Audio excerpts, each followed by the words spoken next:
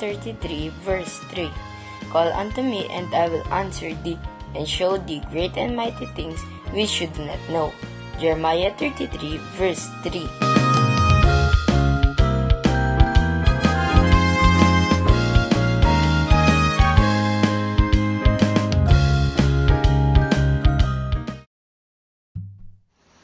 Magandang gabi po sa bawat isa. Narito po ang isa na ating babanggitin para sa ating panalangin. Pastor Estela Jeronimo, Pastor Pedribo and Family, Pastor Nael Tongco and Family, Pastor Jerry Dalagit, Pastor Ronnie and Sister Leonie, Brother Gary and Sister Christy Reynosa, Pastor June Jeronimo and Family, Pastor Samuel Montiagodo, Nana Nemen, Sister Neneng, Sister Blancy, Baby Muding Mijares and Family, Sister Judith, Brother Chris and Brother NC, Sister Janeline, Katrina, Concept and Kyle Valiente, Marinas Family, Sister Christina and Sister Jessica M. Suan, Sister Edna and Sister Abigail Marquez, Mama Ningning, Buates Family, Nana Yoli and Family, Pastor Larry and Sister Glenda Pontillas, Carizo Family, Brother Ronald Benaventura and Family, Sister Raquel Benaventura, Brother Jojo, Sister Marivic and Sister Necho Ijiran, Sister Isang Constantino, Cabalas Family, Brother Rod, Sister Ana and Sister Grace de los Santos, Sister Cherry Arzala, Sister Orfa, Sister Sharon and Sister Nympha, Sister Christine de la Cruz and Family, Sister Yoli Pantig, Sister Meli Montaño, Brother Jeffrey Carrizo, Sister Feli Dizon, Sister Caroline Bacohan and Sister Nancy, Maulawen Family, Brother Marvin Lau, Sister May Santos, Sister Pina Montiagodo, Sister Edel Castro, Brother Reynaldo Rodriguez, Sister Joy Acosta and Sister Eliodora Medina, Nanay Lina Lopez, Brother Julius Pantig and Family, Sister Fen MJ Danganan, Brother Dixon Paras, Brother Richard and Brother Scott Michael Wayan, Brother Gerald Handa and Family, Sister Sarah Licardo and Family, Brother Brian Bernardo, Sister Cam Saito, Zabala Family, Sister Nihal Abdul Rauf and Brother Alexander Mamao, Sister Cecilia de Sahagun, Brother Delio Larin, Sister Liway Apo and Family, Brother Francisco Fabiliar, Brother Sam Benesano, Sister Baby Orsabi and Sister Belen, Brother Jerry Lazaro and Family, Sister Zea Callejo, Brother Rick Gutierrez and Family, Brother Francisco Senon, Baby Gavin Manzulim, Sister Lani Ramos, Sister Janet Abuel, Sister Hilary Ann Abuel, Baby Julian Chris Alpante, Sister Crescencia Ramos Rico, Nanay Gloria, Pastor Hener Ano, Brother Richard Elima, Brother Michael Tailo, Brother Ishmael and Brother Joaquin Ong, Baby Penelope Jane Leoncio, Brother Juanito Ramos, Sister Joanne May Ragosante, Brother Paul Anthony Gutierrez and Family, Sister Filomena Togade, Sister Madeline Napalang, Sister Marybeth Balahadia, Sister Harriet, Sister Janet Perlat, Brother Jonathan Binuya, Sister Susan Lopez, Attorney Carlos Borja Jr., Sister Aida Cruz de Leon, Brother Ken, Sister Aben Baby Z. Reynosa, Brother Reynaldo Moreno and Family, Sister Jean, Baby Chino and Baby China Antolin, Brother Nelson and Sister Vivian Pabigayan, Sister Julieta Gutierrez, Brother Brian de la Cruz, Sister Tisha, Trixie and Tristan Larisma, Sister Mercy de la Cruz, Brother Edgar Ventura, Sister Mariel Sebastian, Mr. and Mrs. Jed and Danny V. Dayong, Sister Lizelle Bangayan, Sister Melogene Paliago, Brother Renz Louis Abangan, Sister Vanessa Abengoza, Brother William Valencia Jr., Brother Ramon Rodriguez, Brother Fritz Mark Nevado, Sister Sandra and Brother Luisito Perez Sr.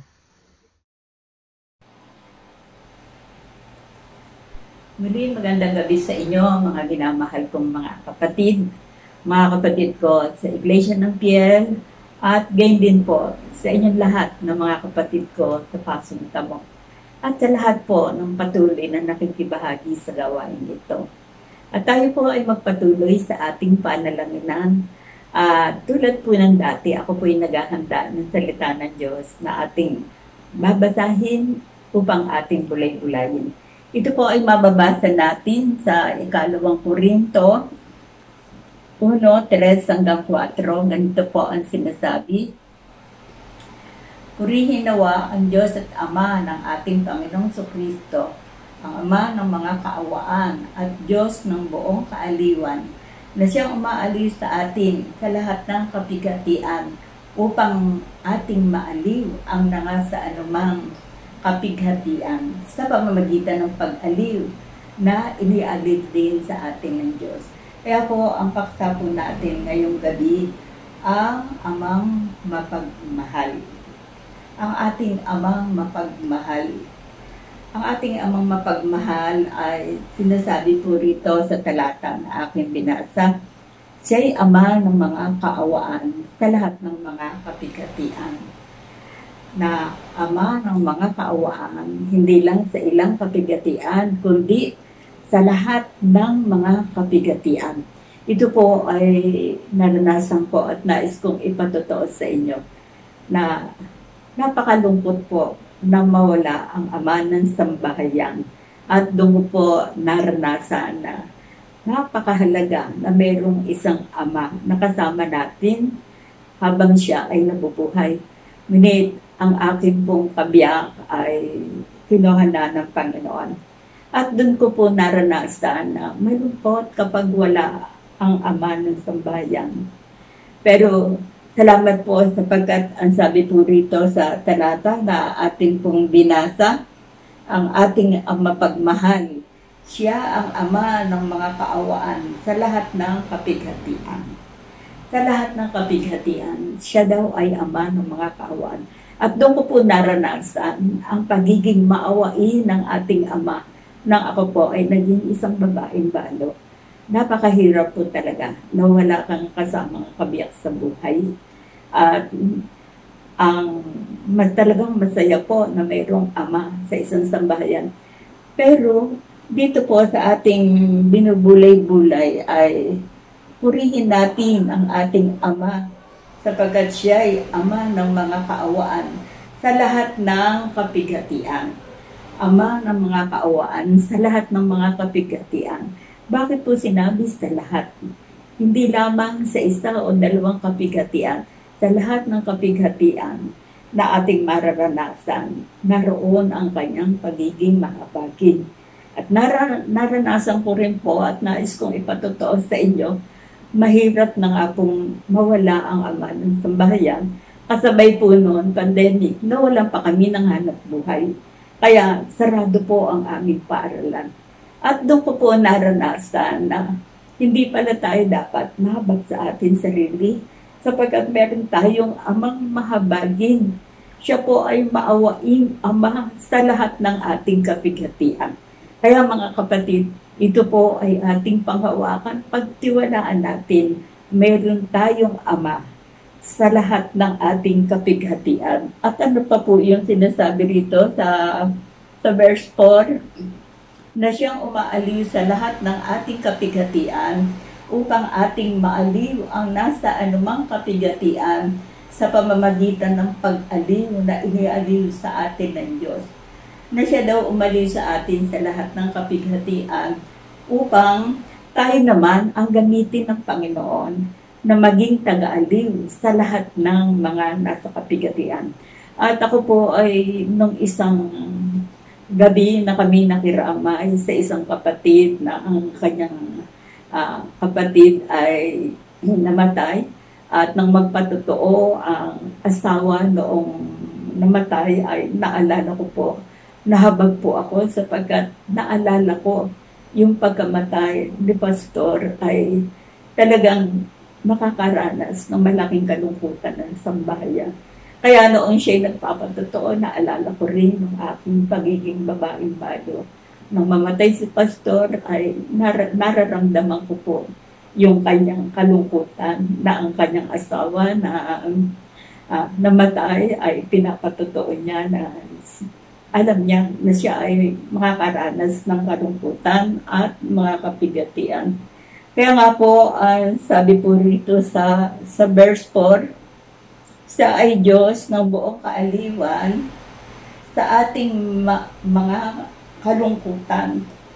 Siya ay Diyos ng buong kaaliwan sa lahat ng mga kapigatian o sa lahat ng ating mga kalungkutan. Siya ang Diyos ng buong kaaliwan.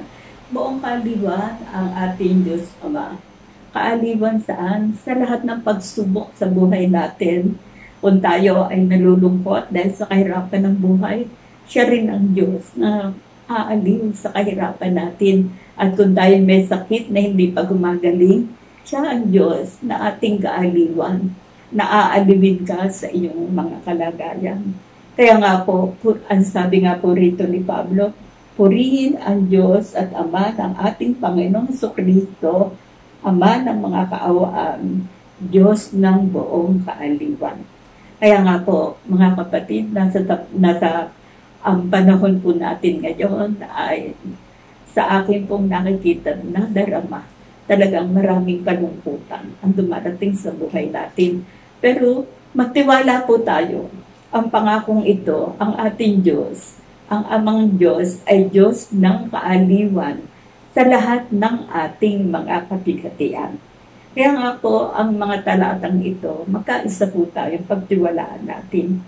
Ama ng mga kaawaan, Diyos ng buong kaaliwan sa lahat ng ating kapigatian. Kaya nga po, ano ang dapat natin sabihin? Purihin natin ang ating Diyos, ang ating Ama na mapagmahal. Tayo po ay manalangin. Panginoon, karapat-dapat namin kayong papurihan. Karapat-dapat namin kayong pagtiwalaan. Karapat-dapat namin angkinin ang inyong mga pangako, Ama. Sapagkat sa panahon ito ay nadarama ko rin ang habag sa mga naging babaeng balot. Ngunit kayo ay Ama ng kaawaan. Kaya nga po, Ama, aking idinadalangin ang mga naulila sa pamagitan ng inyong habag. Sila'y aliwin mo. At tulungan niyo po kami magkakapatid, magkaisa kami ng Espiritu na kami na inaliw niyo sa aming mga kapigatian. Bigyan niyo rin kami ng biyaya na maging taga-aliw naman kami sa lahat ng nalulungkot o napipighati sa kanilang buhay sa panahon ito. Aming Ama, patuloy ko pong idinadalangin.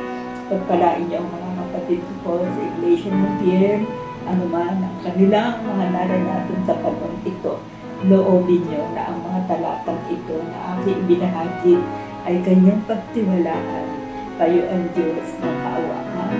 Kayo ang Ama ng kaawaan sa lahat ng mga kapigatian.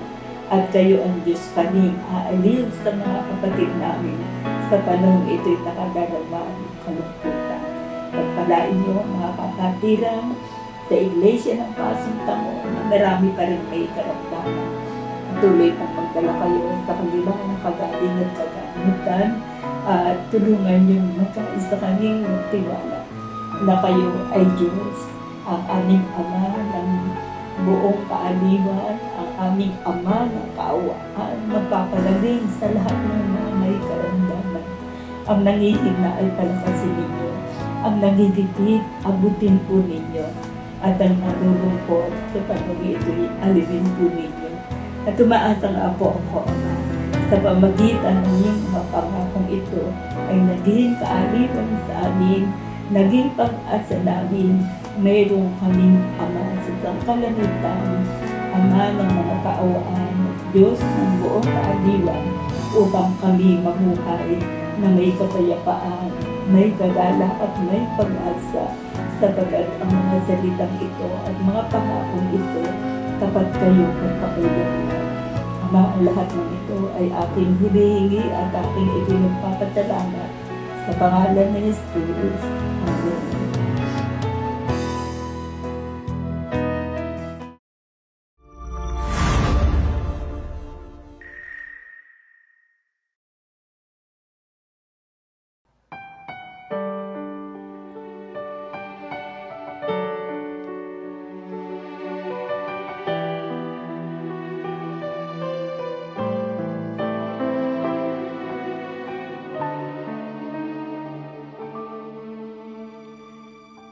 my moments of fear, in every pain, every tear. There's a God who's been faithful to me.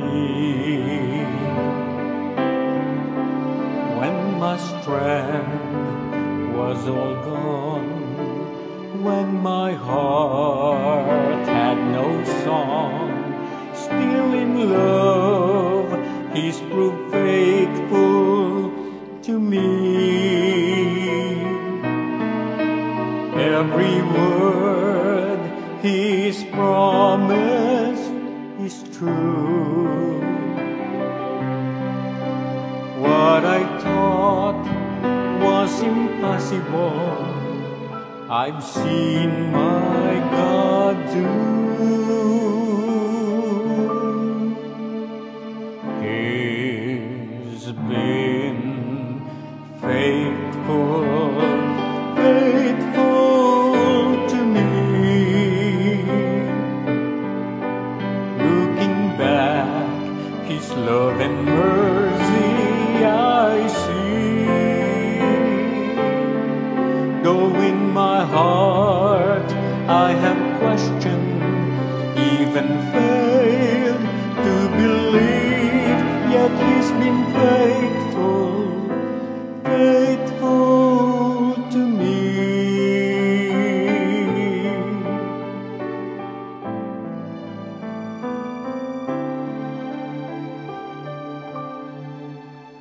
When my heart looked away, the many times I could not pray, still my God, He was faithful to me. The days I spent so selfishly, reaching out for what pleased me, even then God was faithful to me. Every time I come back to Him, He's waiting with open arms, and I see once again. He's been faithful, faithful to me. Looking back, His love and mercy I see. Though in my heart I have questioned, even failed to believe, yet He's been faithful, faithful. In my heart I have questioned, even failed to believe, yet He's been faithful, faithful to me.